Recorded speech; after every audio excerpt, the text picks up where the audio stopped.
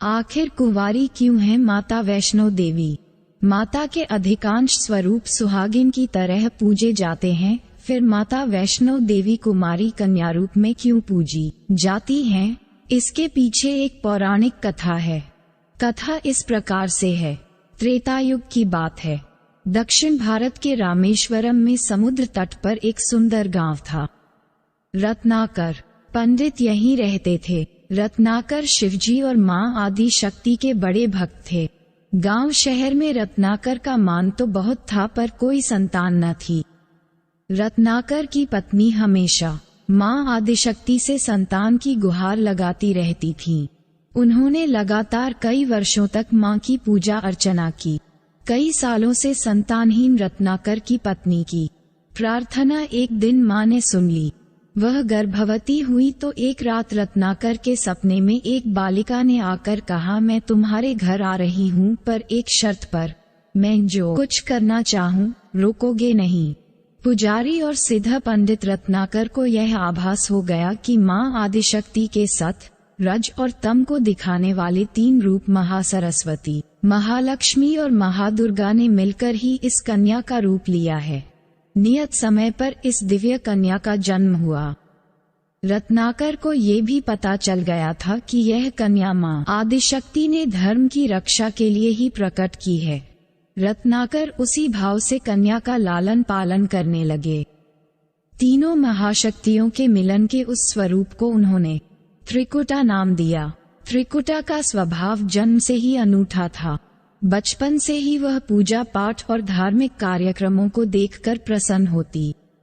अभी 10वां साल शुरू भी नहीं हुआ था कि त्रिकुटा को ये पता चल गया था कि भगवान विष्णु ने भगवान श्री राम के रूप में धरती पर अवतार ले लिया है। त्रिकुटा ने यह व्रत ले लिया कि वह भगवान श्री राम से ही विवाह करेगी, अन्यथा आजीवन अविवाहित रहेगी। त्रिकुटा ने अपने पिता से कहा कि वह रामेश्वरम के तट पर रहकर तपस्या करना चाहती हैं। शर्त के मुताबिक रत्नाकर ने उसे नहीं रोका। 10 बरस की उम्र से ही त्रिकुटा समुद्र तट पर एक कुटी बनाकर रहने लगी। वह भगवान श्री राम को पति मानकर उनको पाने के लिए कठोर तप करने लगी। इसी तरह घोर तप करते त्रिकुटा को बहुत बरस बीत गए। सीताहरण के बाद भगवान श्री राम लक्ष्मण के साथ दलबल लेकर सीता की खोज करते हुए रामेश्वरम पहुँचे। श्री राम को पुल बांधने तक यहाँ ठहरना था। भगवान एक दिन विचरण कर रहे थे, तभी समुद्र तट पर एक तेजस्विनी ध्यानमग्न कन्या को देख बहुत चकित हुए। उस कन्या के ओज और आभा से वह स्थान अलग ही रोशनी से प्रकाशित हो रहा था। भगवान श्री राम कौतूहलवश उस कन्या के तपोस्थल तक पहुँचे। प्रभु ने उस कन्या से पूछा, तुम कौन हो देवी, और इतनी कम उम्र में इतना कठोर तप क्यों कर रही हो? ऐसी क्या अभिलाषा है जिसके लिए ऐसा घोर तप करने को विवश हो? कन्या ने भगवान को विनयपूर्वक प्रणाम करके अपना परिचय पंडित रत्नाकर की पुत्री त्रिकुटा के रूप में दिया, फिर अपनी प्रतिज्ञा बताई। त्रिकुटा जान गई थी कि उनके सामने साक्षात भगवान श्री राम ही खड़े हैं, इसलिए उन्होंने निवेदन किया कि आप मुझे पत्नी के रूप में स्वीकार कर लें। इस पर भगवान श्री राम ने कहा, यह संभव नहीं है। मैं एक पत्नी रहने के संकल्प से बंधा हूँ। अपनी पत्नी के अपहर्ता को दंड देने के लिए यहाँ तक सेना सहित आया हूँ। त्रिकुटा को ये सुनकर आघात पहुँचा। उन्होंने अपने कठोर तप का वास्ता दिया और भगवान से विवाह करने की पुनः याचना की। त्रिकुटा ने कहा, प्रभु क्या मेरा ये तप व्यर्थ गया? मेरे तप में वह शक्ति नहीं कि आपको प्राप्त कर सकूं। मेरा तप अभी कम है, तो मैं इसे और कठोर करूंगी और तब तक जारी रखूंगी जब तक मेरी अभिलाषा पूरी नहीं हो जाती। भगवान ने कहा, जब मैं सीता का पता लगाकर लौटूंगा तब तुम्हारे पास आऊंगा। यदि तुम मुझे पहचान लोगी तो मैं तुम्हारी इस बात पर सही निर्णय करूंगा। त्रिकुटा को इस बात से बड़ी प्रसन्नता हुई कि उनका तप सफल है। भगवान ने उन्हें वरण का एक आश्वासन दिया है। अब उन्हें अपने स्वामी की परीक्षा में उत्तीर्ण होना है। इस प्रसन्नता के भाव से भरकर त्रिकुटा का उत्साह और बढ़ गया। उन्होंने और कठिन तप करना आरंभ किया। उनके तप का प्रभाव ऐसा था कि उनकी कुटी के आसपास का पूरा क्षेत्र एक अलग प्रकाश से प्रकाशित होता था। भगवान श्रीराम ने रावण के साथ युद्ध कर उसे हराया। विभीषण को लंका का राजा बनाकर अपनी पत्नी, भाई और समस्त सेना के साथ वह अपने नगर को लौटने लगे। प्रभु लंका विजय के बाद पुष्पक विमान पर सवार होकर लौट रहे थे। उन्हें त्रिकुटा को दिया अपना वचन भी पूरा करना था। रामेश्वरम के तट पर पहुंचते ही भगवान ने विमान रुकवा दिया। सभी कौतूहल में पड़ गए तो प्रभु ने उन्हें कुछ पल की प्रतीक्षा करने को कहा। उसके बाद वह अकेले ही चल पड़े। सारी सेना भगवान की आज्ञा के अनुसार वहीं ठहरकर उनकी प्रतीक्षा करने लगी। श्रीराम ने एक अत्यंत बुए ब्राह्मण का वेश बनाया और देवी त्रिकुटा के पास पहुँचे। प्रभु उनके पास कुछ पल रुके पर त्रिकुटा उन्हें पहचान ही न सकी। भगवान ने उन्हें अवसर दिया पर उनकी लीला को देवी त्रिकुटा भांप न पाई। तब भगवान श्रीराम अपने असली रूप में आ गए। उन्होंने त्रिकुटा से कहा, देवी मैं आपको दिए वचन के अनुसार आपके पास आया था, परंतु आप इस परीक्षा में सफल न हो पाई।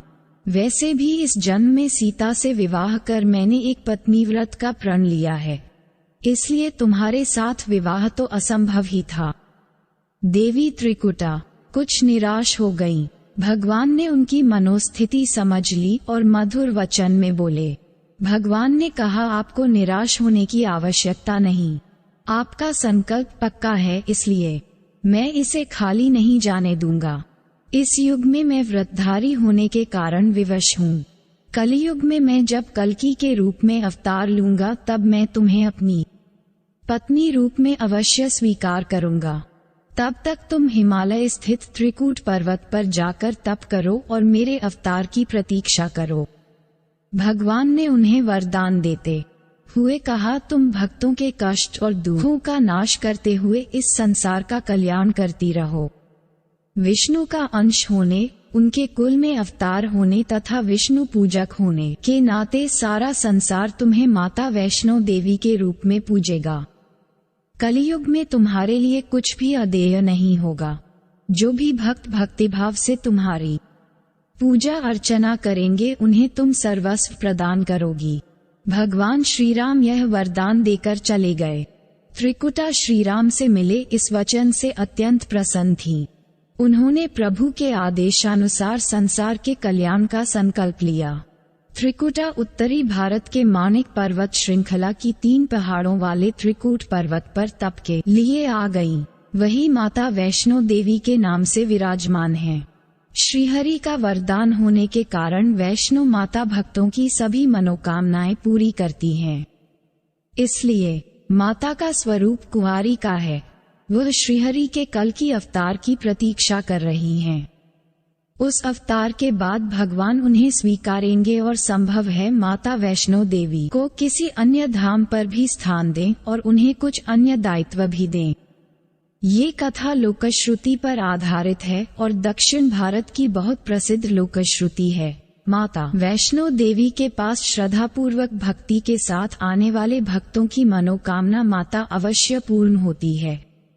आशा करता हूँ दोस्तों, आपको वैष्णो माँ की यह कथा अच्छी लगी होगी। ऐसी ही और कथाओं के लिए हमारे चैनल आध्यात्मिक इंसान को सब्सक्राइब करें। जय माँ वैष्णो देवी। आपने कभी सोचा है कि जब भगवान श्री कृष्ण ने दुर्योधन को अपने विराट रूप के दर्शन कराए तो उस अहंकारी कौरव राजकुमार पर इसका क्या प्रभाव पड़ा? क्या दुर्योधन ने सच में श्री कृष्ण को भगवान मानने से इनकार कर दिया था?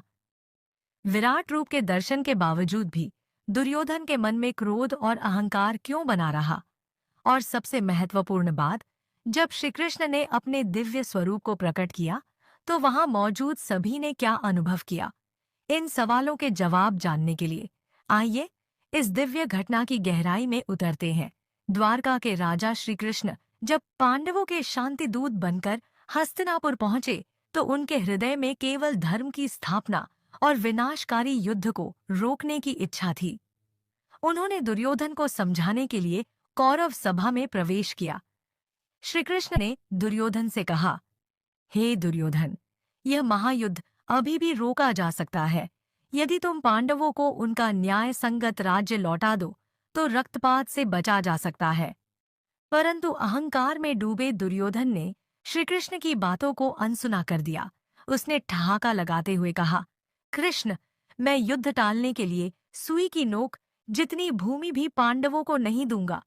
श्रीकृष्ण ने एक बार फिर उसे चेताया, परंतु दुर्योधन ने उनका अपमान करते हुए उन्हें बंदी बनाने का आदेश दे दिया।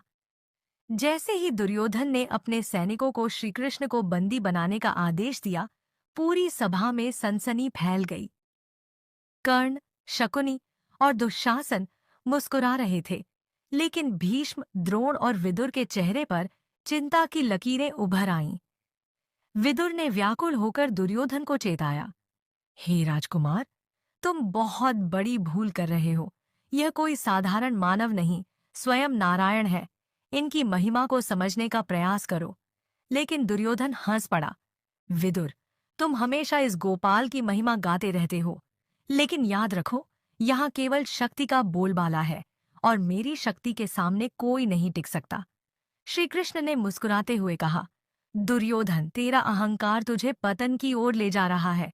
तू मुझे बंदी बनाना चाहता है, तो देख अब मैं कौन हूं।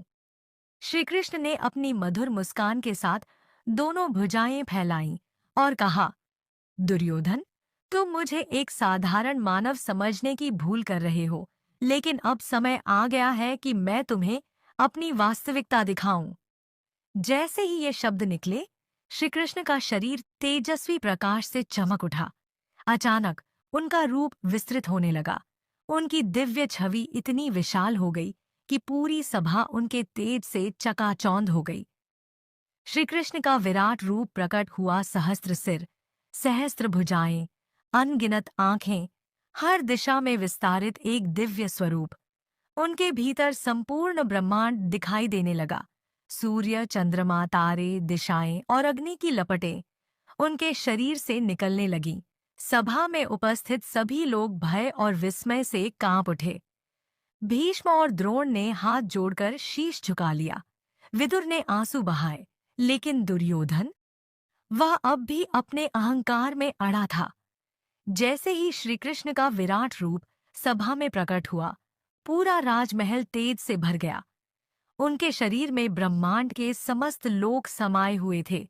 देवता, ऋषिमुनि, कालचक्र और स्वयं महाकाल। ऐसा प्रतीत हो रहा था मानो संपूर्ण सृष्टि उन्हीं में समाहित हो गई हो। भीष्म, द्रोण, कृपाचार्य, विदुर और न भी ज्ञानी पुरुष श्रद्धा से उनके चरणों में गिर पड़े। चारों ओर नारायण नारायण की ध्वनि गूंजने लगी, लेकिन दुर्योधन, वह अब भी अपने अहंकार के आवरण में जकड़ा हुआ था। उसकी आंखें विराट रूप को देखकर विस्मय से फैल गईं। उसके शरीर में कंपी दौड़ गई, लेकिन फिर भी उसने अपनी मूर्खता नहीं छोड़ी। उसने ठहाका लगाते हुए कहा, कृष्ण, ये सिर्फ तुम्हारा जादू है। मैं तुम्हें भगवान नहीं मानता। युद्ध तो होकर ही रहेगा। श्री कृष्ण मुस्कुराए और बोले, दुर्योधन, अब तेरा पतन निश्चित है। जब सत्य को देखकर भी कोई आंखें मूंद ले, तो विधि उसे नष्ट होने से नहीं बचा सकती। श्री कृष्ण के विराट रूप को देखकर पूरी सभा भय और भक्ति से भर गई। देवताओं का तेज, काल चक्र की गति, संपूर्ण सृष्टि की ऊर्जा, सब कुछ श्रीकृष्ण के भीतर समाया हुआ था। उनके मुख से अग्नि की ज्वालाएं निकल रही थीं और उनके हजारों नेत्रों से असीम प्रकाश प्रवाहित हो रहा था। भीष्म, द्रोण और विदुर ने हाथ जोड़कर प्रार्थना की, हे नारायण, हमें क्षमा करें। हम आपकी इस अद्भुत महिमा को देखकर धन्य हो गए। लेकिन दुर्योधन, वह अब भी अपने अहंकार में डूबा रहा। उसने क्रोधित होकर कहा, श्री कृष्ण, यह कोई ईश्वरीय शक्ति नहीं, बल्कि तुम्हारी कोई माया है। मैं इसे नहीं मानता। श्री कृष्ण ने गंभीर स्वर में कहा, दुर्योधन, तू अंधकार में डूबा हुआ है। तेरे अंत का समय निकट आ चुका है, पर तू सत्य को स्वीकारने को तैयार नहीं। श्री कृष्ण के शब्द सुनकर सभा में सन्नाटा छा गया। सभी को समझ आ चुका था कि अब महायुद्ध को कोई नहीं रोक सकता। श्री कृष्ण के विराट रूप की दिव्यता के आगे पूरी सभा नतमस्तक थी, लेकिन दुर्योधन के भीतर अब भी अहंकार जल रहा था। उसने क्रोधित होकर कहा, कृष्ण, तुम्हारी ये चमक दमक मुझे डराने के लिए नहीं है। मैं अब भी युद्ध करूंगा और जीतूंगा भी। श्री कृष्ण ने गहरी दृष्टि से उसे देखा और बोले, दुर्योधन, जब व्यक्ति अहंकार में अंधा हो जाता है तो उसे अपना विनाश दिखता ही नहीं। लेकिन याद रख, तेरा अंत अब निश्चित हो चुका है। जैसे ही श्री कृष्ण ने अपनी बात पूरी की, उनका विराट रूप और भी प्रलयंकारी हो उठा। अब उनके मुख के भीतर भीष्म, द्रोण, कर्ण और स्वयं दुर्योधन का भी अंत दिखाई देने लगा। यह देखकर संजय, जो धृतराष्ट्र को यह सब सुना रहा था, कांप उठा। उसने कहा, राजन, मैं देख रहा हूं कि महायुद्ध में कौरवों का सर्वनाश निश्चित है, लेकिन फिर भी दुर्योधन सत्य स्वीकारने को तैयार नहीं। धृतराष्ट्र रो पड़ा, हे वासुदेव, मेरे पुत्र को सद्बुद्धि दो। श्री कृष्ण का विराट रूप अब और भी भयावह हो चुका था। उनके मुख में जलती अग्नि लपटें उठ रही थीं और उनके भीतर संपूर्ण ब्रह्मांड का विनाश और सृजन एक साथ दिखाई दे रहा था। सभा में बैठे सभी योद्धाओं ने अपने अंत को साफ देख लिया। भीष्म ने सिर झुका लिया और बोले, यह साक्षात महाकाल का स्वरूप है। जो भी इनके विरोध में जाएगा उसका विनाश निश्चित है। परंतु दुर्योधन, वह अब भी क्रोध में भरकर बोला, यह केवल भ्रम है। मैं युद्ध करूंगा, चाहे कुछ भी हो जाए। श्री कृष्ण मुस्कुराए और बोले, यदि तुझे अब भी सत्य दिखाई नहीं देता तो कोई तुझे बचा नहीं सकता। यह युद्ध अब तेरे अहंकार का अंत करने के लिए ही होगा।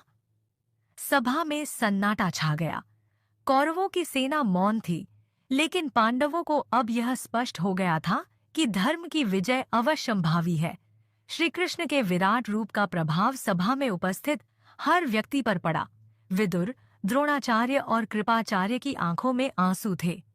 भीष्म पितामह अपनी तलवार निकालकर बोले, यह युद्ध अब धर्म और अधर्म की अंतिम परीक्षा होगी।